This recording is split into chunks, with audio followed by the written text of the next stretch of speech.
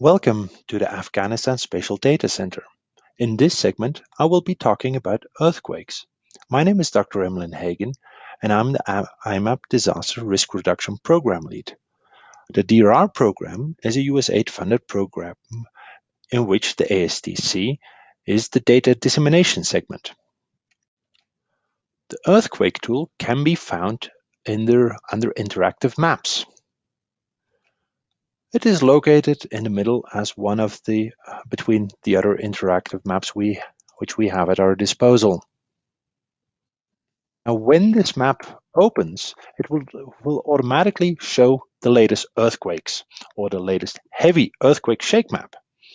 Afghanistan has frequent earthquake occurrence, essentially on a weekly basis. +4 earthquake generally occurs.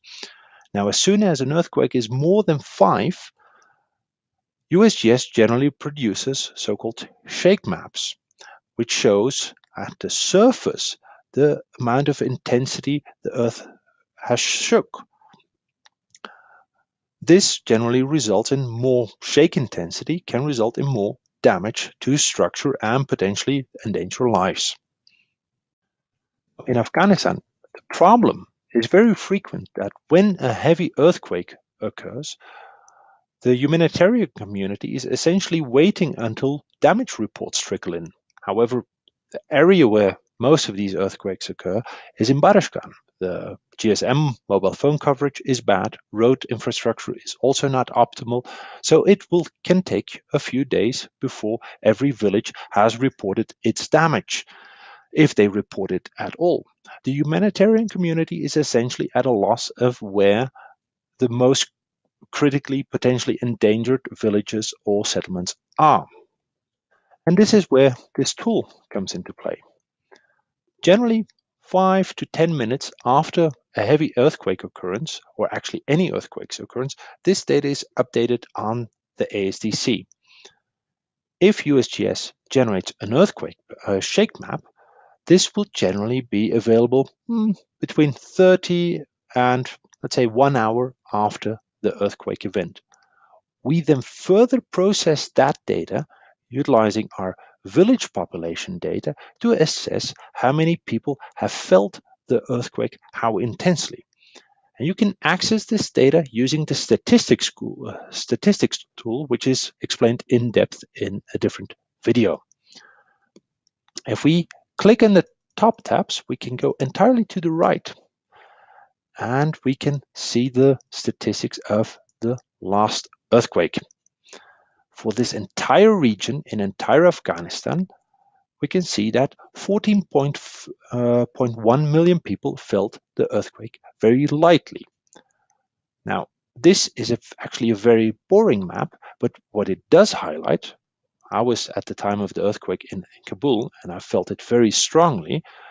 I was afraid that in the north, near the epicenter, there could have been considerable damage. Now, this map shows you that there was actually no, or should have not occurred, extensive damage, and it did not.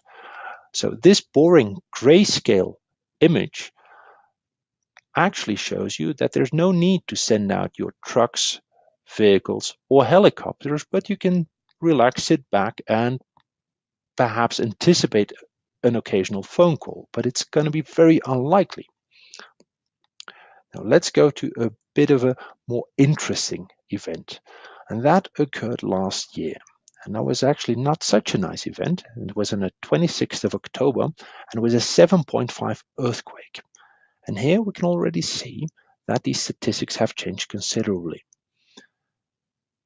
About 2.3 million people felt this earthquake very strongly, and nobody felt it very strongly or severely. Now, one could anticipate that in the strong regions there would be more damage. Now, if we then want to know more statistics on a specific province, let's zoom into the province Takar. Here we simply click apply. We automatically zoom in. And it calculates for us all the baseline data explained in the other video. when we go back to our earthquake, we can see that about 870,000 people felt it very strongly. We can actually go down to a specific district.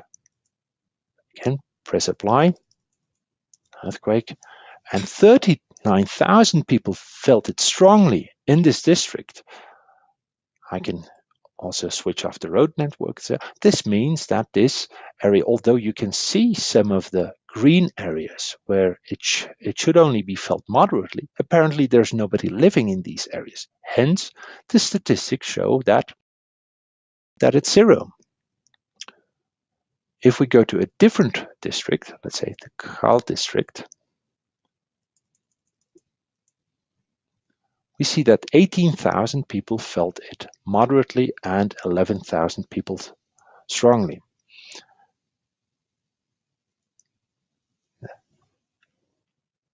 We see that the district center is actually in a very strongly affected area, or in a strongly affected area. Let's look at how many people live in these smaller areas. How many people are actually living there? Should we investigate if that is actually, if people felt it strongly? Perhaps these people do not have mobile phone access or means of transport. Oh, so apparently in this small area of this district, there's 163 people living, which the various organizations or the national government must naturally assess if they would go and visit this area to investigate if houses have been destroyed. When we reset this risk again and we zoom out a bit, let's close the statistics tool, you can see that this has a potential to be enormously valuable in times of crisis. At the 26th of October earthquake event, we produced a very similar map, a static map, and it took us approximately 1 day after it was actually distributed, 1.5 days after the event took place. That's of course a very slow response time. So this is the reason why we built this tool, so that when an earthquake occurs at 3 o'clock in the morning, about 1 hour or 1.5 hours later, you can get these statistics and identify the regions at risk where you can prioritize to send your emergency or your emergency response team to. And naturally, as with all our other interactive maps, you can simply print these at various scales, let's say in A4, landscape scale, we print it, and then automatically a PDF will be created at A4 landscape with 150 DPIs, which you can print on any regular printer, and also at A1 or A2 if you have a good plotter. So that was it from my side, and please look in also to the other videos, especially the statistics tool, which is quite interesting. Thank you for watching.